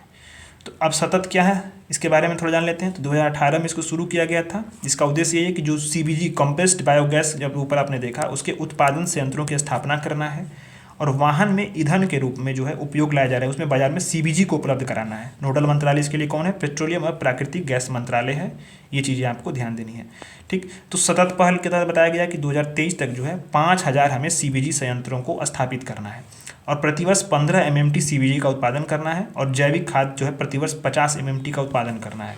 अभी ये सतत पहल जो है यह भारत का जो अस्थायी ऊर्जा संबंधी जो भावी भविष्य है उसके विजन के सभी 4 स्तंभ है, जैसे कि ऊर्जा की उपलब्धता सुनिश्चित हो, ऊर्जा दक्षता हो, ऊर्जा की संधारणीयता हो, ऊर्जा सुरक्षा हो, इसको पूरा करता है सतत का जो है। इसको आप मेंस में भी यूज कर सकते हैं। जैसे सीबीजी को बढ़ावा देने के लिए कुछ अन्य पहल भी हैं, जैसे कि परिवहन के रूप में ईंधन के लिए जो है बायो सीएनजी का उपयोग पर बल दिया जा रहा है। राष्ट्रीय जैव ईंधन नीति 2018 चालू की गई, गोवर्धन योजना चालू की गई। ठीक। अच्छा, आरबीआई ने जो है पब्लिक सेक्टर लेंडिंग योजना के तहत जो है सीबीजी परियोजनाओं को शामिल किया, यानी इसको जो है अब प्रायोरिटी दे करके आपको क्या करना है, ऋण देना है बैंकों को। इससे या कंपनियों को ऋण लेना इस सेक्टर में आसान हो गया है। अच्छा, जो किण्वित जैविक खाद उसके लिए उर्वरक नियंत्रण आदेश भी जारी किया गया। इसमें अब उसके बाद क्या है कि नवीकरणीय और नवीन ऊर्जा मंत्रालय का जो है राष्ट्रीय जैव ऊर्जा कार्यक्रम भी शुरू किया गया। तो ये सारी चीज़ें जो है यहाँ पे भारत की पहल की यहाँ पे स्टार्ट की गई। अब आता है इसमें नीचे अपतटीय पवन ऊर्जा, नवीन और नवीकरणीय ऊर्जा मंत्रालय ने तमिलनाडु में भारत की पहली अपतटीय पवन योजनाओं के लिए टेंडर जारी कर दिया। अपतटीय पवन योजनाओं के लिए टेंडर जारी किया है नवीन और नवीकरणीय ऊर्जा मंत्रालय ने। कहाँ पे? तमिलनाडु में। ठीक, ये चीज़ें इसको मंथली मैगजीन में हम लोगों ने कवर भी किया था। तो अपतटीय पवन ऊर्जा के बारे में इसको जानते हैं कि पवन ऊर्जा को हम लोग 2 भागों में वर्गीकृत करते हैं। पहले तटवर्ती ऑनशोर और दूसरा बोलते हैं अपतटीय ऑफशोर। ठीक, तो ऑनशोर में क्या होता है कि जो पवन टरबाइन होगा उसको फार्मलैंड में, समुद्र किनारे जो क्षेत्र होंगे या उसके अधिक ऊंचाई पर वहाँ पे स्थापित करते हैं। ऑफशोर विंड एनर्जी में जो समुद्र के तट से दूर जो खुला समुद्र है या बड़ा जल निकाय उसमें उसको स्थित किया जाएगा टरबाइन, जो खुले समुद्र तट से दूर काफ़ी होगा। ठीक है, ये चीज़ें। तो अपतटीय ऊर्जा का लाभ ये होगा कि ये क्या होता है कि अधिक दक्ष होते हैं, इनके लिए जगह उपलब्ध होती है और भौतिक अवरोध भी बहुत कम होता है। भारत में अगर देखा जाए तो ऑफशोर जो पवन ऊर्जा है उससे लगभग 140 गीगावाट जो है बिजली उत्पादन करने की ये क्षमता है। तो ये भी चीज़ें हैं। तो अभी आपको जो है जो मिनिस्ट्री ऑफ रिन्यूएबल एनर्जी है रिसोर्स, इसने बोला है 2030 तक हमें 30 गीगावाट जो है अपतटीय पवन ऊर्जा इकाइयों का स्थापना के लक्ष्य की गई है। अभी जो है अपतटीय पवन ऊर्जा के लिए कुछ भारत सरकार ने पहल भी की है, जैसे कि इसके लिए जो अपतटीय ऊर्जा पवन नीति 2015 को लागू की गई। ईयू के साथ मिलकर global collaboration on the facilitating offshore wind energy FOWIND पहल किसके साथ? ईयू के साथ मिलकर के जो है ये भारत सरकार जो है global collaboration on the facilitating offshore wind energy in India, इस पहल को भी शुरुआत की है। अभी अगर हम लोग तथ्य देखा जाए, फैक्ट देखा जाए, जो यूपी पीसीएस और बीपीएससी में फैक्ट्स पूछते हैं तो पवन ऊर्जा की जो क्षमता है उसके मामले में दुनिया में भारत जो है चीन, यूएसए और जर्मनी के बाद चौथा स्थान पर आता है। ठीक है, चीन, यूएसए और जर्मनी के बाद जो है क्या आता है, भारत चौथे स्थान पे आता है। और एनर्जी बास्केट में अगर देखा जाए तो पवन ऊर्जा का 10% का योगदान है। ठीक, ये बातें हैं। अब आता है नेक्स्ट आर्टिकल, टाइडल एनर्जी। तो जो संसद की जो ऊर्जा संबंधी अस्थायी समिति है इसने भारत में ज्वारीय ऊर्जा विकास पर रिपोर्ट दी है। कहा है कि भारत में जो ज्वारीय और तरंग ऊर्जा है उसकी अनुमानित क्षमता, यानी ज्वारीय ऊर्जा की अनुमानित क्षमता कितनी है? 12,455 मेगावाट और तरंग ऊर्जा की जो अनुमानित क्षमता है वो 41,300 मेगावाट है। ठीक है, अब ये बातें हैं यहाँ पे। तो ये अच्छा, इसमें देखा जाए अगर चीज़ें तो अगर इसमें क्या है, टाइडल एनर्जी और किसकी बात की जा रही है? ज्वारीय ऊर्जा की बात की जा रही है। ठीक, तो टाइडल एनर्जी, ज्वारीय ऊर्जा, इसके लिए जो संभावित क्षेत्र हैं वो कौन से हैं? तो जो अगर देखा जाए तो तरंग ऊर्जा के जो संभावित क्षेत्र वो हैं कि हमारे मैप में अगर देखेंगे तो खंबाती खाड़ी हो गया, कच्छ की खाड़ी हो गया, गुजरात का दक्षिणी क्षेत्र हो गया, अब पाक स्टेट हो गया जो तमिलनाडु वाला है इधर। ठीक है, मन्नार चैनल तमिलनाडु, जब पाक की खाड़ी और तमिलनाडु में मन्नार चैनल जो है, पश्चिम बंगाल में हुगली नदी, सुंदरबन और दक्षिण हल्दिया जो है ये क्षेत्र भी है। हालांकि अगर देखा जाए तो महासागरीय तापीय ऊर्जा क्षमता का अभी तक पूरी तरह से असेसमेंट हम लोग जो अवलोकन है या आकलन उसका हम लोग नहीं कर पाए हैं। अगर महासागरीय ऊर्जा के अन्य प्रकारों की बात की जाए तो वेव एनर्जी है। इसमें वेव एनर्जी जैसे क्या होता है कि समुद्र की जो ऊपरी सतह होती है उसमें वायु की जो भी काइनेटिक एनर्जी होगी उसके ट्रांसफर के द्वारा उत्पन्न होगी wave energy. Ocean current energy होगी जो महासागरीय जल का जो परिसंचरण होता है उसके उत्पन्न होती है। ओशन थर्मल एनर्जी कंजर्वेशन, यह महासागर की जो ऊपरी तरंग होती है निचली परत होती है उसके बीच में टेम्परेचर डिफरेंस होता है, उसके परिणाम स्वरूप ये उत्पन्न होती है ओशन थर्मल एनर्जी कन्वर्जेंस। ठीक है, ये चीज़ें। टाइडल एनर्जी को अगर देखा जाए तो आप जानते होंगे, इसमें आप पढ़े होंगे कि पृथ्वी, सूर्य, चंद्रमा के बीच में जो भी गुरुत्वाकर्षण प्रणाली होती है उसमें ज्वार भाटा आगे पीछे होता है, उसमें हटता है। ठीक है, उसके बाद क्या होता है, उसी से जो ऊर्जा उत्पन्न होती है उसको ज्वारीय ऊर्जा बोलते हैं, जिसमें टर्बाइन के माध्यम से जो है उसको चलाया जाता है। ठीक है, ये चीज़ें हैं। लेकिन ज्वारीय ऊर्जा का महत्व ये जानना जरूरी है मेंस के लिए। ज्वारीय ऊर्जा का महत्व ये पूछेगा मेंस में, तो अगर देखा जाए तो की वर्ड्स पे फोकस करिएगा। ऊर्जा सुरक्षा, एनर्जी सिक्योरिटी और एनर्जी डाइवर्सिफिकेशन, इसमें बहुत इंपॉर्टेंट है, ये रोल अदा कर सकता है क्योंकि ये क्या है, सतत है, विश्वसनीय है, ठीक, ये बातें हैं। वायु की तुलना में अगर देखा जाए तो जल का जो डेंसिटी है काफ़ी अधिक होने से क्या है कि यह जो वायु की जो ऊर्जा है उससे अधिक ऊर्जा यहाँ पे मिल सकती है, दक्ष भी है, अधिक दक्ष भी है। भारत की जो लंबी तटरेखा है उसका यहाँ पे इससे दोहन कर सकते हैं, ठीक। और जीवाश्म ईंधन पे हम अपनी निर्भरता को भी कम कर सकते हैं, और एनर्जी मिक्स का जो है इसका जो है सहायक हो सकता है। कार्बन फुटप्रिंट को कम कर सकते हैं, जिससे क्या होगा कि अनुकूलन सुनिश्चित करने में, जलवायु संबंध को सुनिश्चित करने में मदद मिलेगी।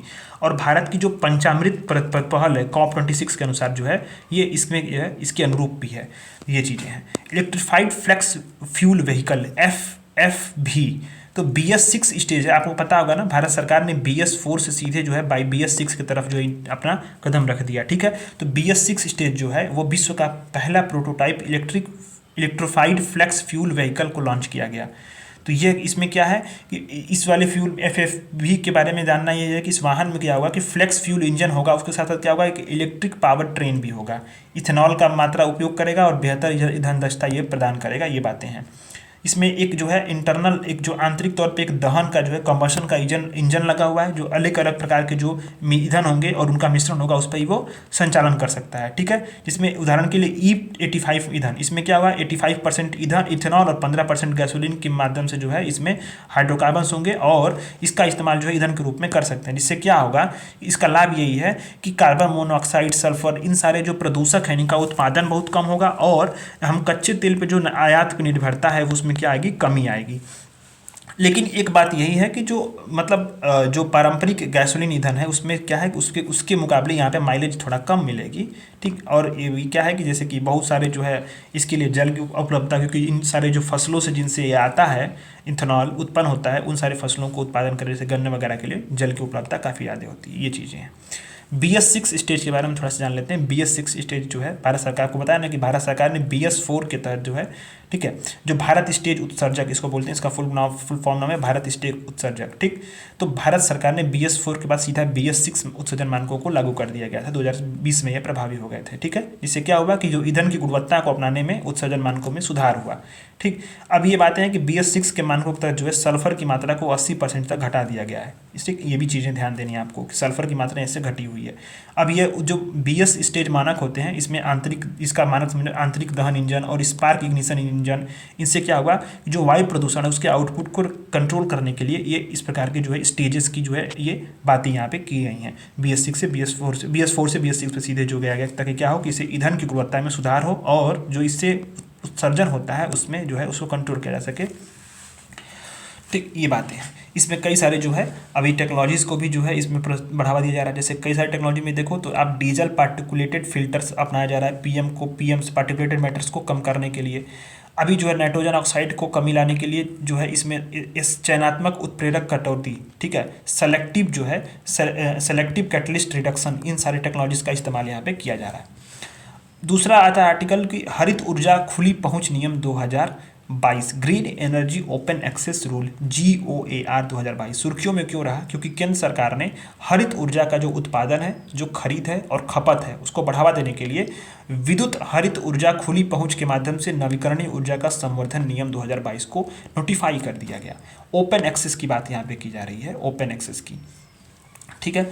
तो ओपन एक्सेस के बारे में यह बात यह है कि अगर आप समझो ओपन एक्सेस में ये चीज़ें आएंगी जैसे कि जो भी पात्र लोग होंगे, जो भी पात्र उपभोक्ता होंगे, उत्पादक होंगे या डिस्कॉम्स होंगे, ठीक है, उनके लिए उनकी जो वितरण प्रणाली है, सेवाएं हैं, वो क्या हो बिना भेदभाव तक पहुँचे, सबको वहाँ पे जो है जो भी पात्र लोग हों उनके क्या उनको एक्सेस की सुविधा हो, ओपन एक्सेस।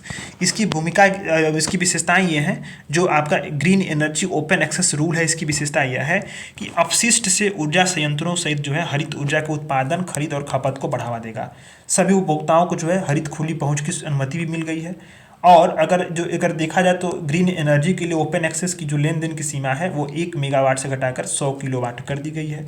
डिस्कॉम से हरित ऊर्जा की आपूर्ति की मांग कर सकते हैं कौन, उपभोक्ता कर सकते हैं, जो एनर्जी है उसकी मांग कर सकते हैं उसकी आपूर्ति के लिए। और जो डिस्कॉम होंगे वो ग्रीन पावर को खरीदने और पात्र जो उपभोक्ता होंगे उनकी तक आपूर्ति करने के लिए वो क्या है, बाध्य हैं। डिस्कॉम्स जरूरी बाध्य हैं कि आपको देना है ग्रीन एनर्जी, ठीक है, ये चीज़ें हैं। अभी ये देखा गया है कि जो वाणिज्यिक और औद्योगिक उपभोक्ता होंगे उनको वॉलेंट्री आधार पे ही ग्रीन एनर्जी खरीदने की अनुमति दी गई है। बाद में हो सकता है कि इन लोगों को भी जो है अनिवार्य कर दिया गया कि आपको भी ग्रीन एनर्जी परचेज करनी है, यही बातें हैं। अभी अच्छा इसके जो है इसमें अगर देखा जाए तो रिन्यूएबल जो है परचेज जो ऑब्लिगेबिलिटी है, इसमें देखा जाए तो इसमें क्या है कि हमें ग्रीन हाइड्रोजन और ग्रीन अमोनिया इन दो सोर्सेज को जो है यहाँ बेसिकली मान्य किया गया है या इनको जो है शामिल किया गया है, जो जो क्या करेंगे, जो संस्थाओं पे इनको खरीदना जरूरी है जो लाइसेंसधारी होंगे। अभी भारत में जो नवीकरणीय ऊर्जा की जो क्षमता है वो अगर देखा जाए तो भारत सरकार ने मार्च 2028 तक 250 गीगावाट जो है वो नवीकरणीय ऊर्जा दक्षता के लिए स्थापित करने का निर्णय दिया, 250 गीगावाट। अब अच्छा अगर देखा जाए तो भारत ने जो है जून 2023 तक जो है 176 गीगावाट नवीकरणीय ऊर्जा की स्थापना भी कर ली है, 250 तक, इसे 2028 तक ये करना है, ये चीज़ें हैं। अभी जो है यह कदम जब ये कदम क्या करेगा, ये कदम जो होगा 2028 तक 250 गीगावाट नवीकरणीय ऊर्जा क्षमता स्थापित कर लेता है। 2030 तक जो है हमें क्या हासिल करना है, 500 गीगावाट का हमें उत्पादन करना है नवीकरणीय ऊर्जा का, और कार्बन उत्सर्जन को 2005 से 45% कम करने में इससे मदद मिल जाएगी। ये चीज़ें हैं। अगर वर्तमान में स्थिति देखी जाए तो जो नवीकरणीय ऊर्जा का क्षमता है उसका आधा हिस्सा किसका है, सौर ऊर्जा का है, और पवन ऊर्जा का हिस्सा जो है लगभग 1/3 है। ये चीज़ें यहाँ पे बताई गई हैं। ये फैक्ट्स यूपीपीसीएस के लिए इंपॉर्टेंट हो सकते हैं। अभी भारत में जो है कुछ अन्य वैकल्पिक ईंधन है, other alternative fuels in news, जो न्यूज में रहे हैं। तो अभी इसमें कुछ ईंधनों को देखते हैं। तो 3 ईंधन इसमें जो न्यूज में रहे हैं, जिसमें प्राकृतिक गैस, नेचुरल गैस की बात की जा रही है। वित्त वर्ष 2023 में भारत में जो प्राकृतिक गैस उपभोग है उसमें 6% की कमी देखी गई है। प्राकृतिक गैस क्या है, methane, ethane, propane, butane, pentane सहित जो हल्के हाइड्रोकार्बन हैं उनका मिश्रण है और गंधहीन गैस है। प्राकृतिक गैस में ध्यान देना, इसमें गंधहीन गैस होती है प्राकृतिक गैस, इसमें मीथेन, इथेन, प्रोपेन, ब्यूटेन जो है और पेंटेन इसकी जो है इसमें शामिल होते हैं। अच्छा, इसमें अन्य यौगिक में देखा जाए तो carbon dioxide, helium, hydrogen sulphide और नाइट्रोजन भी शामिल होते हैं। यह जो न तो संरक्षक होती है न ही विषाक्त होती है। इसका जो प्रज्वलन क्या होता है, हाई टेम्परेचर पर होता है, और इसकी रेंज काफ़ी पतली होती है। क्या करती है, इसे जब संकीर्ण होगी प्रज्वलनशीलता, जो ज्वलनशीलता की रेंज होगी तो क्या करेगा, हाई फ्लेमेबल होगा ये, ठीक है। इसकी दक्षता काफ़ी अधिक बढ़ती है। अच्छा, इसके प्रकार देखा जाए तो इसके 4 प्रकार हैं। जैसे कि परंपरागत गैसी प्राकृतिक गैस होती है जो कहाँ पाई जाएगी, चट्टानों की दरारों के बीच में पाई जाती है संकरी जगहों पे। एक होगा गैर पारंपरिक प्राकृतिक गैस जो कहाँ पाई जाएगी, बलुआ पत्थर, सेल वगैरह के तलछट चट्टानों में। तीसरी एसोसिएटेड नेचुरल गैस जो कच्चे तेल के भंडार के साथ पाई जाती है। चौथा जो है कोल बेड मीथेन जो कोयले के निक्षेपों में पाई जाती है। डाई मिथाइल ईथर न्यूज में रहा है, डाई मिथाइल ईथर, इसको आपने पढ़ा होगा। अगर आपने पीसीएम से पढ़ा होगा तो आप जो है ऑर्गेनिक केमिस्ट्री में इसको पढ़े होंगे क्लास 11th में। तो आईआईटी कानपुर के जो शोधकर्ताओं ने उसने जो है मैकेनिकल फ्यूल इंजेक्शन सिस्टम से युक्त जो है 100% डाई मिथाइल ईथर संचालित जो है एक इंजन को विकसित कर दिया है। किसने किया, आईआईटी कानपुर ने किया है।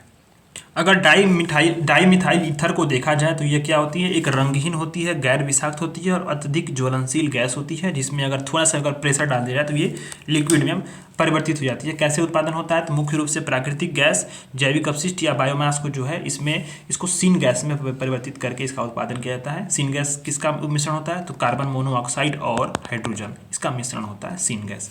इसके जो गुण होते हैं वो एलपीजी के समान भी होते हैं। इसको अगर देखा जाए तो वास्तव में अगर इसका इस्तेमाल किया जाए, अगर आगे टेक्नोलॉजीज आए तो इसको डीजल के विकल्प के रूप में या रासायनिक उद्योग में या एरोसेल पेट्रोलेंट में इसका इस्तेमाल किया जाता है। ये चीज़ें, इसमें C10 की संख्या भी बहुत अधिक होती है। ये नवीकरणीय रूप है और भारत के तेल आयात बिल को कम कर सकता है। पार्टिकुलेट मैटर को भी PM जो इमिशंस हैं इसका भी ये समाप्त कर सकता है। ये चीज़ें हैं, बस इतना ही जानना है आपको प्रीलिम्स के लिए। मेथनॉल डीजल 15 भारतीय रेलवे का जो RDSO है यानी अनुसंधान, डिज़ाइन और जो स्टैंडर्ड ऑर्गेनाइजेशन है, इसने जो है इंडियन ऑयल कॉर्पोरेशन लिमिटेड के साथ मिलकर के मेथनॉल डीजल 15 नामक एक विशेष ईंधन को विकसित किया है। किसने, ये बहुत इंपॉर्टेंट है, छोटे छोटे फैक्ट्स जो हैं। जो भारतीय रेलवे है इसने अनुसंधान, डिजाइन और मानक संगठन यानी रिसर्च डेवलपमेंट और जो स्टैंडर्ड ऑर्गेनाइजेशंस हैं इसने मिल करके भारतीय रेलवे का और इंडियन ऑयल कॉर्पोरेशन के साथ मिल करके मेथनॉल डीजल 15 का एक विशेष ईंधन विकसित हुआ। इसमें 15% मेथनॉल, 71% मिनरल डीजल और 14% क्या है, कपलर एडिक्टिव्स हैं। इसमें मिश्रण बनाया गया है। तो बस किसने शुरू किया है, क्या है, इसको जान लीजिए आप। अब आता है हम लोग एनर्जी एफिशिएंसी, जो नेक्स्ट वाला यूनिट आता है इसमें कि एनर्जी एफिशिएंसी पे बात की जाएगी इसमें। तो एनर्जी एफिशिएंसी में पहला आर्टिकल है स्टार लेबलिंग प्रोग्राम का। तो केंद्र सरकार ने सोलर फोटोवोल्टिक मॉड्यूल के लिए स्टार लेबलिंग प्रोग्राम को जो है शुरू किया है। स्टार लेबलिंग प्रोग्राम क्या है, तो इसको जो है विद्युत मंत्रालय के अंतर्गत 2006 में शुरू किया गया था, जब यूपीए की सरकार बनी थी पहली वाली। इसका उद्देश्य यही था कि जो भी उपभोक्ता होंगे उनको ऊर्जा बचत के जो है उसके संदर्भ में जानकारी पर निर्णय लेने में सक्षम बनाया जाएगा, और जो अधिक ऊर्जा की खपत करने वाले जो जो उपकरण होंगे उसके विकल्प के रूप में कम ऊर्जा खपत हो उसको जो है वहाँ पे उपयोग करने के लिए बताया जाएगा। इसका कार्यान्वयन कौन करेगा, तो एनर्जी एफिशिएंसी ब्यूरो करेगा, ठीक है, ब्यूरो ऑफ एनर्जी एफिशिएंसी करेगा। और अगर इसमें शामिल देखा जाए उपकरण तो 15 उपकरणों के लिए अनिवार्य है और 20 के लिए जो है ये स्वैच्छिक है, ठीक है। तो 20 के लिए स्वैच्छिक है और 15 के लिए अनिवार्य, ये 15 के लिए जो इसमें अनिवार्य है देखा जाए तो, और 20 के लिए यहाँ पे स्वैच्छिक है।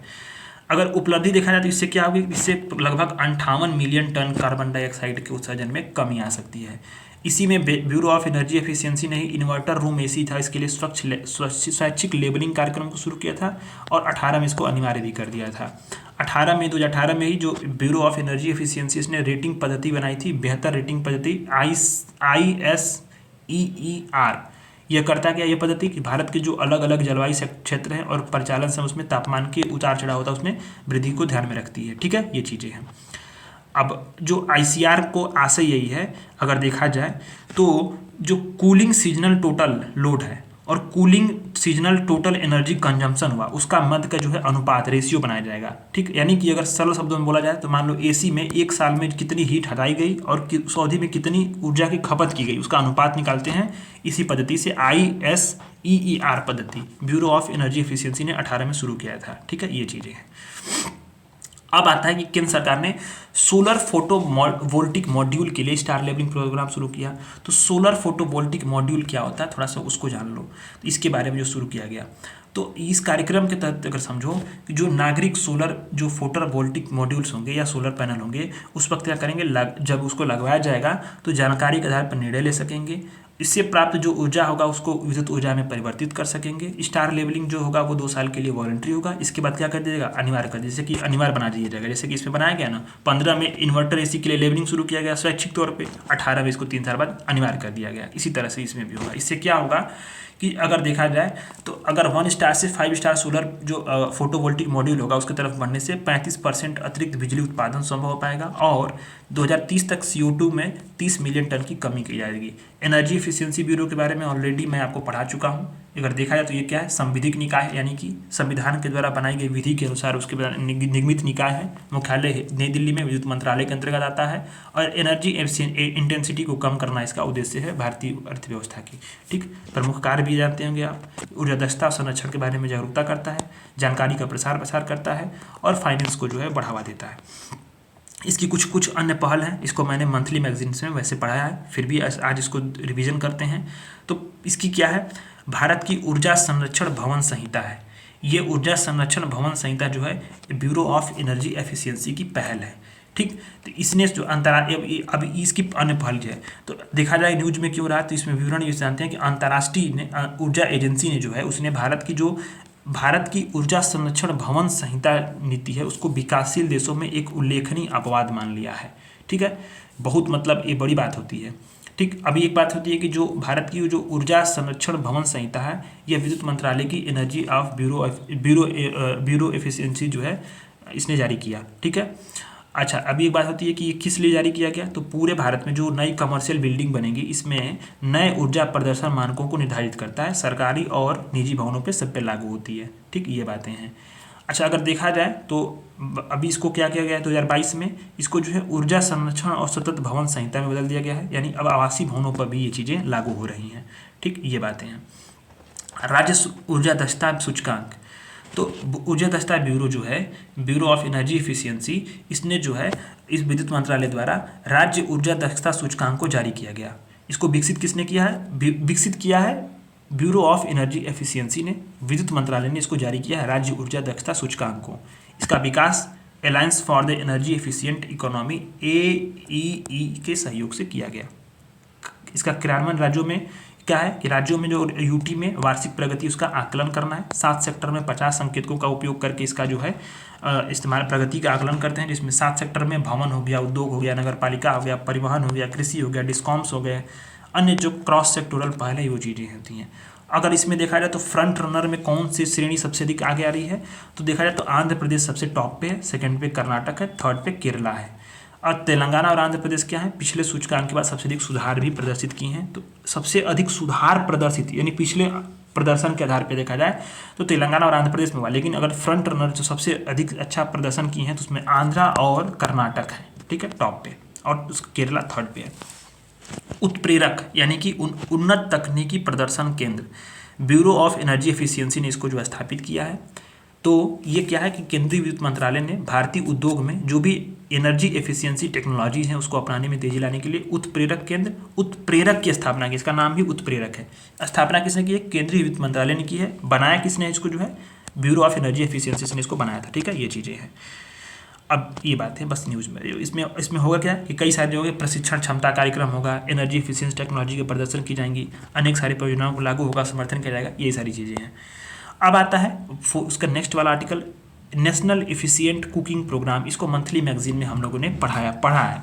राष्ट्रीय कुशल पाक कला कार्यक्रम, तो हाल ही में ऊर्जा दक्षता सेवा लिमिटेड, ये लिमिटेड है, ये दूसरी चीज़ क्या है, ये कंपनी है, ठीक है, ये उद्यम है, ठीक है, ये इस अभी ब्यूरो ऑफ एनर्जी एफिशिएंसी वो अलग है। ये क्या है, ऊर्जा दक्षता सेवा लिमिटेड, इसने क्या किया है, राष्ट्रीय कुशल पाक कला कार्यक्रम NECP की क्या है शुरुआत की है। अब ये कार्यक्रम क्या है, स्वच्छ पाक कला का एक जो है एक उपघटक है। स्वच्छ पाक कला का उद्देश्य क्या है इसका, इस जो राष्ट्रीय पाक कुशल पाक कला कार्यक्रम का, कि भारत का जो पाक कला है उसके कार्यों में परिवर्तन लाया जाए, ठीक। पाक कला मतलब खाना बनाने वाला यार। और पूरे देश में क्या होता है, 20 लाख जो ऊर्जा दक्ष इंडक्शन कुकर होगा उसको वितरित किया जाएगा। इंडक्शन कुकर आप जानते होंगे, आपके घर में कुक जो होगा, स्टोव होगा, स्टोव इंडक्शन का स्टोव जो होगा वो आप जानते होंगे, आपके घरों में यूज होता होगा, वही चीज़ें उसकी वितरित की जाएंगी। अच्छा, फोकस क्या है, विद्युत मंत्रालय की जो गो इलेक्ट्रिक पहल है उसके अनुसार नॉन सोलर विद्युत आधारित जो है इंडक्शन कुक स्टोव पर ध्यान केंद्रित किया गया है। ये चीज़ें यहाँ पे हैं। अब गो इलेक्ट्रिक अभियान का उद्देश्य क्या था, जो विद्युत मंत्रालय की है, सूचना संचार और शिक्षा संबंधी गतिविधियों के माध्यम से ई मोबिलिटी इकोसिस्टम और इलेक्ट्रिक कुकिंग के लाभों के बारे में जागरूकता पैदा करना है। एनर्जी एफिशिएंसी सर्विस लिमिटेड के बारे में अगर जाना जाए तो इसको जो पब्लिक सेक्टर, इसके 4 उपक्रमों के ज्वाइंट उद्यम के रूप में स्थापित किया गया था। इस ठीक है, इसको लिमिटेड है, बताया ना आपको। इसका मुख्यालय दिल्ली में है, विद्युत मंत्रालय के अंतर्गत आ रहता है। करता क्या है कि जो भी ऊर्जा का जिम्मेदारी पूर्वक उपयोग हो उसके इकोसिस्टम को बनाता है। इनोवेशंस और बाजार के निर्माण से दृष्टिकोण भी इसमें शामिल होते हैं। इसके तहत कार्यक्रम कुछ संचालित होते हैं, जैसे उजाला योजना। उजाला योजना जो होती है, तो उजाला योजना के तहत इसी के तहत क्या होता है कि देश में LED बल्ब वितरित किए जाते हैं, आप जानते होंगे। राष्ट्रीय स्ट्रीट लाइटिंग कार्यक्रम इसी के तहत संचालित होते हैं। राष्ट्रीय स्मार्ट मीटर कार्यक्रम चला रहा है और भवन ऊर्जा दक्षता कार्यक्रम भी जो है ये चला रहा है। ये बातें हैं। कौन चला रहा है, एनर्जी एफिशिएंट लिमिटेड चला रहा है, सर्विसेज लिमिटेड। इसको ध्यान देना, एनर्जी एफिशिएंट सर्विसेज लिमिटेड चला रहा है को, इसका उजाला योजना को, राष्ट्रीय स्ट्रीट लाइट कार्यक्रम को और राष्ट्रीय स्मार्ट मीटर कार्यक्रम, भवन ऊर्जा दक्षता कार्यक्रम को। नेक्स्ट आर्टिकल आता है एनर्जी ट्रांजिशन सूचकांक। ये इंपॉर्टेंट थोड़ा सा है, सूचकांक जब आते हैं तो थोड़ा सा इंपॉर्टेंट हो जाते हैं। विश्व आर्थिक मंच ने एक्सेंचर नामक जो कंपनी है उसके सहयोग से, एक्सेंचर आप जानते होंगे, IT सेक्टर के जो लोग जानते होंगे उसको एक्सेंचर का नाम सुने होंगे, उनकी सहायता से फोस्टरिंग इफेक्टिंग एनर्जी ट्रांजिशन 2023 के नाम से एक रिपोर्ट जारी की है और इस रिपोर्ट में एनर्जी ट्रांजिशन सूचकांक को जो है प्रकाशित किया गया है। तो एनर्जी ट्रांजिशन सूचकांक को किस 3 मापदंडों के आधार पर मापा गया है, तो समता के आधार पे यानी इक्विटी के आधार पे, सिक्योरिटी के आधार पे और सस्टेनेबिलिटी के आधार पे। ठीक है, 3 जो है सुरक्षा, संधारणीयता और न्यायसंगत, इन 3 आधार पे जो है इसको मापा गया है। ठीक, अभी सूचकांक में अगर देखा जाए तो सबसे टॉप के कौन, बस ये जानना कि टॉप पे कौन है। तो स्वीडन को पहला स्थान है, नॉर्वे और डेनमार्क जो है, इसके बाद नॉर्वे का आता है सेकेंड पे, थर्ड पे डेनमार्क आता है। भारत का स्थान क्या है इसको ध्यान देना है। भारत का, तो अगर भारत का एनर्जी ट्रांजिशन इंडेक्स फ्रेमवर्क में देखा जाए तो इसमें भारत का स्थान आता है 67th। बहुत खराब स्थिति भी नहीं है, ठीक है, चलो हो जाएगा धीरे धीरे। भारत और सिंगापुर केवल 2 देश हैं जो क्या कर रहे हैं, ऊर्जा जो प्रणाली उसमें सभी पहलुओं में प्रदर्शन में प्रगति कर रहे हैं। सिर्फ 2 देश हैं, ठीक है, ये चीज़ें यहाँ पे बात करना है। अच्छा, एनर्जी ट्रांजिशन क्या होता है, तो एनर्जी ट्रांजिशन ये होता है कि आप समझो वैश्विक जो ऊर्जा सेक्टर है ना, उसमें ऊर्जा का उत्पादन हो और खपत हो, उसमें जीवाश्म आधारित जो स्रोत है उससे हम लोग ट्रांसफ़र होकर जो नवीकरणीय ऊर्जा स्रोत हैं उसकी तरफ कितना तेज़ी से बढ़ रहे हैं, उसी को दिशा में बढ़ना हम क्या बोलते हैं, एनर्जी ट्रांसमिशन बोलते हैं। ट्रांसमिशन यानी कि हमारा किस तरह से परिवर्तन हो रहा है जीवाश्म आधारित स्रोतों से बढ़ करके गैर जीवाश्म आधारित जो स्रोत हों या फिर जो है रिन्यूएबल एनर्जी जैसे स्रोतों पे किस तरफ हम लोग बढ़ रहे हैं, यही चीज़ें यहाँ पे बात की गई हैं। ठीक है, अब इसमें जो है जो एनर्जी ट्रांजिशन इंडेक्स फ्रेमवर्क, इसमें शिक्षा, मानव पूंजी, वित्त, निवेश, राजनीतिक कितनी और प्रतिबद्धता है, विनियमन कैसा है, नवाचार कैसा है, इंफ्रास्ट्रक्चर कैसा है, इन सारे जो है फ्रेमवर्क्स में इन पे ध्यान दिया जाता है, इन सारे बिंदुओं पे ध्यान देकर इस फ्रेमवर्क को तैयार किया जाता है। ठीक है, ये बातें हैं। नेक्स्ट आर्टिकल आता है हम लोग का संधारणी कृषि के बारे में। संधारणी कृषि जो है अब इसका नेक्स्ट यूनिट है ये। इसमें पहला आर्टिकल है भारत में जो जैविक उत्पाद हैं उनका प्रमाणन। ये आर्टिकल सुर्खियों में क्यों रहा, क्योंकि जो यूरोपियन यूनियन है ना, उसकी ऑडिट में एक स्टडी हुई जिसमें बताया गया कि जो भी ईयू को जो भी निर्यात किए जा रहे हैं भारतीय उत्पाद, उसमें जो प्रमाणन प्रक्रिया है जैविक उत्पादों की, उसमें कमियों का पता चला ऑडिट में। ठीक है, ये न्यूज में रहा। Organic product, certification of the organic products in India. ठीक, तो पहले हम लोग जानेंगे जैविक कृषि के बारे में, जैविक कृषि के लाभ समझेंगे। इसके बाद जैविक कृषि और जो नेचुरल कृषि होती है उसमें अंतर क्या है, भारत की स्थिति क्या है, भारत में कैसे जो है सर्टिफिकेशन होता है, और फिर जो है क्या न्यूज में रहा है उसके समझेंगे कि क्यों जो है इसको, क्या इसमें जो है कमियों का पता चला। इस तरह से पूरा आर्टिकल जो है ये कंप्लीट हो जाएगा। तो जैविक कृषि के ऊपर देखा जाए तो जैविक कृषि के तहत क्या होता है कि जो भी बायोडाइवर्सिटी है, जैविक चक्र हैं और मृदा की जो जैविक गतिविधियाँ उनको क्या करना, बेहतर बनाना, और जो कृषि का पारिस्थितिकी तंत्र का स्वास्थ्य उसको बढ़ावा देना, इसके कृषि के अंतर्गत आता है। जिसमें क्या होगा कि जो भी इनपुट्स जो यूज होते हैं कृषि में, वो बाहर से न लाने के बजाय बल्कि जो क्या है सिंथेटिक ना हो, बाहर से ना हो, बल्कि ऑन फार्म खेत में ही जो भी जैविक और यांत्रिक तरीके हों उससे उपयोग करके इसकी खेती की जाती है, जैविक कृषि की। ठीक है, तो जैविक कृषि की जो खेती होती है वो पर्यावरण के लिए लाभदायक होती है, जैसे कि वो हानिकारक कीटनाशकों का उपयोग नहीं होता है, इससे मृदा की गुणवत्ता दक्षता में सुधार होगा, कार्बन जो सिक्वेशन होता है, कार्बन प्रच्छादन होता है, उससे कमी आती है, मृदा का अपरदन भी कम होता है, जल स्रोत को वो साफ बनाए रखने में मदद करता है, जैव विविधता को बनाए रखता है, सूक्ष्म जीवों की संख्या में क्या होती है, बढ़ोतरी होती है, और रसायन मुक्त जो चारागाह होता है वो उपलब्ध होता है। किसानों के लिए लाभ यह होता है कि इनपुट और जो लागत होती है उसको कम करता है, जैसे कि खाद में, बीज में। अब आप समझो खाद खरीदने जाओ, कोई कीटनाशक खरीदने जाओ, कितना महंगा पड़ता है, तो उसकी लागत को कम करता है। जो रसायन जो उपज होता है उससे क्या होता है, ग्राहक आकर्षित होते हैं, और जो चरम मौसमी घटनाएं होती हैं उसके प्रति सहनशीलता इसकी काफ़ी अच्छी होती है। अगर देखा जाए उपभोक्ताओं के लिए तो स्वास्थ्यवर्धक होता है, उच्च पोषण गुणवत्ता वाला भोजन होता है, ये सारी चीज़ें होती हैं। अगर इसकी अगर अन्य बातों की या जैविक कृषि की, तो जैविक कृषि के सिद्धांत ये हैं कि इसमें 4 सिद्धांत की बात की जाती है। जैसे कि जैविक कृषि में अगर आप मेंस में ये सब चीज़ यूज करो, प्रीलिम्स के लिए तो नहीं इंपॉर्टेंट है।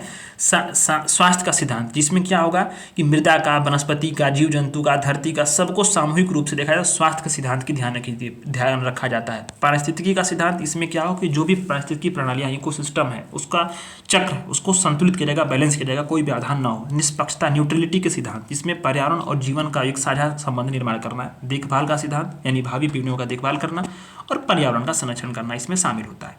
अगर देखा जाए तो जैविक कृषि और प्राकृतिक कृषि के बीच में अंतर क्या है, तो जैविक कृषि में ये बहुत इंपॉर्टेंट है, चीज़ों को आप देखना कॉन्सेप्ट्स में, नेचुरल जो फार्मिंग है और ये जैविक कृषि है। ठीक है, इसमें अंतर क्या है, तो जो जैविक कृषि होता है उसमें खेतों से बाहर तैयार किए गए जो कार्बनिक और जैविक खाद होते हैं, जैसे वर्मी कंपोस्ट, इसका इस्तेमाल किया जाता है, जो भी कार्बनिक और जैविक खाद होंगे। ठीक, अब यहाँ पे प्राकृतिक कृषि में क्या होगा, कृषि भूमि पर किसी भी प्रकार का बाहरी इनपुट इस्तेमाल नहीं होगा, खेत पे ही मिट्टी के सतह पे जो सूक्ष्म जीव होंगे, केचुआ होंगे, उनके माध्यम से जो है अपघटन को यानी डिकम्पोज को प्रोत्साहित किया जाएगा, जिससे मृदा का पोषक तत्व जो वृद्धि की जाएगी। इसमें जो है कोई भी बाहरी इनपुट नहीं लगाया जाएगा। जैविक कृषि में क्या होगा, खनिज तत्वों का जो उपयोग करके कृषि भूमि का जो सूक्ष्म पोषक तत्व है उसमें सुधार किया जाएगा, खनिज तत्वों का उपयोग करके। इसमें जो है किसी भी प्रकार का खनिज तत्वों का इस्तेमाल खेतों में नहीं होता है नेचुरल फार्मिंग में। जैविक कृषि में जुताई, सॉइल टिलिंग यानी मृदा को पलटने की, जो जोतने की बात होती है, खरपतवार निकालने के लिए कार्य किए जा सकते हैं। यहाँ पे जो है इसकी क्रिया, इसमें क्या हो कि पारिस्थितिकी तंत्र की क्रियाविधि को अपना, जैसे कि मृदा को पलटना यानी जुतवाना, खरपतवार निकालना, इन सारी चीज़ों का निराई कार्य यहाँ पे नहीं होता है। एकदम पारिस्थितिकी तंत्र को प्राकृतिक रूप से जो है उसको यहाँ पे इस्तेमाल किया जाता है। तो भारत की जो स्थिति है वो क्या है, तो इसको आप इंट्रो में भी यूज कर सकते हैं, जो आप चाहें तो मेंस का आंसर राइटिंग लिखेंगे तो जैविक कृषि के बारे में। तो आर्थिक सर्वेक्षण 2022-23 के अनुसार ये जब दिया गया है तो दुनिया में जैविक कृषि करने वाले किसानों की सबसे अधिक संख्या कहाँ पे है, भारत में है। ये डेटा को आप अपने मेंस का आंसर राइटिंग में भी इस्तेमाल कर सकते हैं, आपके लिए बेहद इंपॉर्टेंट होगा। और अगर देखा जाए तो अभी कितने भारत जो है उसमें विश्व में उसमें सिक्किम पहला ऐसा भारत का जो राज्य है वो क्या है 100% जैविक कृषि जो है जैविक राज्य बन चुका है। ये बड़ी बात है। ठीक, तो अभी जो न्यूज में क्या रहा था, न्यूज में क्यों रहा था जैविक कृषि, तो वो समझो कि ईयू की ऑडिट में जो निर्यात किए जा रहे थे वैश्विक उत्पाद जो थे जैविक उत्पाद, उसकी प्रमाणन प्रक्रिया में कमी का पता चला, यानी सर्टिफिकेशन का जो प्रोसेस होता है। तो कैसे प्रमाणीकरण का क्या होता है ये चीज़ें हम लोग देखते हैं। तो भारत में जो जैविक उत्पाद हो उसका प्रमाणीकरण कैसे होता है, राष्ट्रीय जैविक उत्पादन कार्यक्रम, इसमें ये करता क्या है प्रमाणन कि जो भी निकाय होंगे उसको एक्रेडिटेशन यानी मान्यता देगा, जैविक उत्पादन के लिए मानक निर्धारित करेगा, जैविक खेती को बढ़ावा देगा और उत्पादों का क्या करेगा मार्केटिंग करेगा। इसके मानकों को जो है ईयू और स्विट्जरलैंड ने मान्यता दी है और इसको जो है जो राष्ट्रीय जैविक उत्पादन कार्यक्रम है इसको एपीडा यानी कि कृषि और प्रसंस्कृत खाद्य उत्पाद निर्यातक विकास प्राधिकरण इसके द्वारा शुरू किया गया। एपीडा के बारे में जरूर पढ़ेगा गूगल करके, ये बहुत इंपॉर्टेंट है, इसको मैंने मंथली मैगजीन में पढ़ाया भी वैसे है। ठीक है, ये बातें हैं। अब आता है पीजीएस इंडिया, ये दूसरा जो है ये प्रमाणित पत्र है, यानी जो इसका प्रमाणीकरण का जो सिस्टम है इसमें यह सुनिश्चित करता है कि जो जैविक प्रोडक्ट्स हैं उसका उत्पादन जो है वो गुणवत्ता मानकों के अनुरूप हो। इसमें एक लोगो दिखाया भी गया है पीजीएस इंडिया ऑर्गेनिक, इसे कृषि और कल्याण मंत्रालय ने शुरू किया था, जिसमें उद्देश्य यही है कि जो थर्ड पार्टी है वो एजेंसी की सहायता से प्रमाणन प्रणाली को सस्ता बनाए और सुलभ बनाए। जैविक भारत लोगो फासाई ने जो है राष्ट्रीय जैविक मानकों को और एनपी दोनों के अनुपालन को सुनिश्चित करने के लिए ये जो है लोगो जो है खाद्य पैकेटों पर लोगो लगाने की शुरुआत की है। ठीक है, फासाई ने ये दोनों आपका जो ऊपर आपने देखा ना एनपीओपी और पीएसजी दोनों जो आपका कार्यक्रम है इसको अनुपालन सुनिश्चित हुआ है कि नहीं हुआ है, इसके लिए खाद्य पदार्थ का जो पैकेट होगा उस पर जो है जैविक भारत का लोगो लगेगा। ये प्रमाणन प्रक्रिया है। अब आता है नीचे नेशनल कोऑपरेटिव ऑर्गेनिक लिमिटेड, इसको मैंने मंथली मैगजीन में पढ़ा चुका हूँ, मुझे पता है। ठीक है, तो नेशनल कोऑपरेटिव ऑर्गेनिक लिमिटेड ने जैविक खाद्य उत्पादकों को भारत ऑर्गेनिक ब्रांड से नामकरण किया। ठीक है, तो जैविक जो कोऑपरेटिव ऑर्गेनिक लिमिटेड क्या है, एक जो है मल्टी स्टेट कोऑपरेटिव सोसाइटी है। ठीक है, इसकी स्थापना 2003 में हुई थी। अब उसका उद्देश्य यही है कि जो प्राकृतिक खेती करने वाले सभी किसान हैं उनको एक मंच पे लाया जाए और मार्केटिंग की व्यवस्था की जाए प्रोडक्ट्स की। ठीक है, तो किन किन संस्थाओं द्वारा इसको प्रमोट किया जा रहा है, मल्टी स्टेट जो कोऑपरेटिव सोसाइटी है जो आपका नेशनल कोऑपरेटिव ऑर्गेनिक लिमिटेड है, तो इसको ये सारी संस्थाएं नेफेड हो गया, एनसीडीसी हो गया, एनडीडीबी हो गया, सीसीएफ हो गया, ये सारी जो है इस संस्थाएं इनको प्रमोट कर रही हैं। और ये करता क्या है कि जो भी प्राकृतिक खेती करने वाले जो किसान होते हैं उनको एक मंच पे लाता है और मार्केटिंग की उपलब्ध करता है उनके प्रोडक्ट्स के लिए। तो भारत ऑर्गेनिक के ब्रांड के नाम से जैविक खाद्य उत्पादों को जारी किया है इसी ने, नेशनल कोऑपरेटिव ऑर्गेनिक लिमिटेड ने। अब इसमें 6 उत्पाद जारी किए गए हैं इस ब्रांड के तहत, 6 जैविक या ऑर्गेनिक प्रोडक्ट जारी किए, जैसे अरहर दाल, चना दाल, चीनी, राजमा, बासमती चावल और सोना मसूरी चावल। ठीक, अब एक बात ये भी है कि जो सभी जैविक उत्पाद हैं इनके लिए जो रिटेल दुकान है उसका नेटवर्क भी चालू किया गया है, खुदरा दुकानों का नेटवर्क, जैसे जो जैविक उत्पादों के लिए मंच की अवधारणा ये लॉन्च की गई है। तो जो NCOL national cooperative organic limited है वो 3 सहकारी लिमिटेड जो भारत सरकार ने स्थापित की उनमें से एक है। 2 सहकारी लिमिटेड कौन सी हैं, तो राष्ट्रीय सहकारी निर्यात लिमिटेड और राष्ट्रीय स्तर की बहुराज्य सरकारी बीज समिति है जो निर्यात और प्रमाणित बीज क्षेत्रों में कार्य करती हैं। तो भारत सरकार ने 3 जो है सहकारी समितियां स्थापित की हैं, जिसमें से एक क्या है नेशनल कोऑपरेटिव ऑर्गेनिक लिमिटेड है जो क्या है multi state society cooperative society act के तहत स्थापित की गई थी। मतलब मल्टी स्टेट यानी कि वह सहकारी संस्था जो अनेक राज्यों में उसका कार्य जो है वो संचालित किया गया, उसको multi state cooperative society act के तहत इसको रजिस्टर किया गया है। ठीक है, ये बातें यहाँ पे हैं। तो आपने इसको देख लिया, इसने क्या जारी किया है, तो भारत ऑर्गेनिक ब्रांड के नाम से जैविक जो है वो फूड प्रोडक्ट्स को लॉन्च किया, जिसमें से अरहर दाल, चना दाल, चीनी, राजमा, बासमती चावल, सोना मसूरी चावल, ये सब चीज़ें शामिल हैं।